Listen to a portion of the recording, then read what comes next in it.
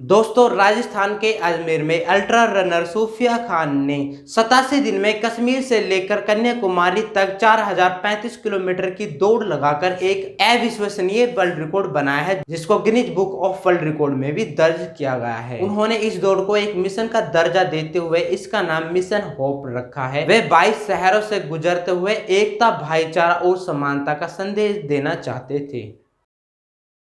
दोस्तों, जब आपको सुबह जल्दी उठना हो तो आप अपने मोबाइल या फिर अलार्म क्लॉक में अलार्म लगा लेते हैं, जिसके कारण आपको सुबह उठने में आसानी हो जाती है। लेकिन दुनिया की पहली अलार्म घड़ी 1787 में कॉनकॉर्ड, न्यू हैम्पायर, अमेरिका में लेवी हैची नाम के एक व्यक्ति ने बनाई थी, जो सुबह 4 बजे ही बजती थी। आप उसमें अपने हिसाब से कोई और अलार्म सेट नहीं कर सकते थे। उन्होंने उस अलार्म घड़ी को सिर्फ अपने लिए बनवाया था, क्योंकि उनको सुबह 4 बजे उठकर अपनी जॉब पे जाना होता था, तो इसलिए उन्होंने इस घड़ी को बनाया था ताकि वो सुबह जल्दी ही उठ सके।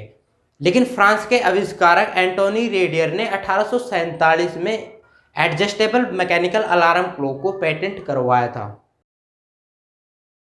आप एक बार इस इमेज को देखिए, ये जूलियट रोज है, जिसकी कीमत 90 करोड़ है, क्योंकि इसको डेविड ऑस्टिन नाम के एक शख्स ने बहुत सारे गुलाबों को मिलाकर इसको बनाया था।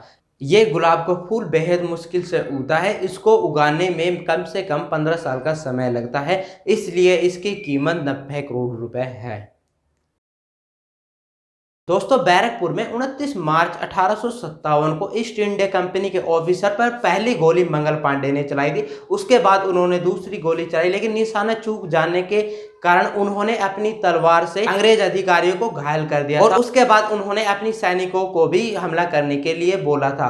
मारो फिरंगी को ये नारा भी मंगल पांडे ने ही दिया था और उसके बाद उन्होंने आखिरी गोली खुद पर चलाई थी, जो उनके हाथ में लगी थी, जिसके कारण वो जख्मी हो गए थे। उसके बाद उनको कोर्ट मार्शल ले जाएगा, जहां पर उनको 18 अप्रैल 1857 को फांसी देने का हुक्म दिया गया था। लेकिन बैरकपुर के सभी जल्लादों ने मंगल पांडे को फांसी देने से मना कर दिया था और उसके बाद मंगल पांडे को फांसी देने के लिए कोलकाता से 4 जल्लाद लाए गए और उनको 10 दिन पहले 8 अप्रैल 1857 को फांसी दे दी गई थी।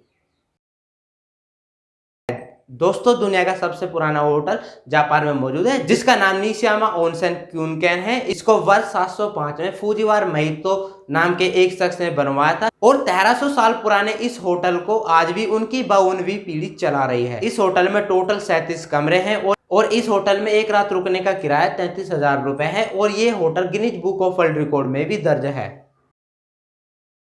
दोस्तों, 2 अक्टूबर को गांधी जयंती के दिन लद्दाख में दुनिया का सबसे बड़ा राष्ट्रीय ध्वज फहराया गया था। लद्दाख के उपराज्यपाल आर.के. माथुर ने इसका उद्घाटन किया था और इस मौके पर थल सेना प्रमुख जनरल मनोज मुकुंद नरवणे भी मौजूद थे। ये राष्ट्रीय ध्वज खादी से बनाया गया था, जिसकी लंबाई 225 फीट, चौड़ाई 150 फीट और इसके वजन की बात करें तो ये 1400 किलोग्राम इसका वजन था और इसको बनाने में 49 दिन का समय लगा था।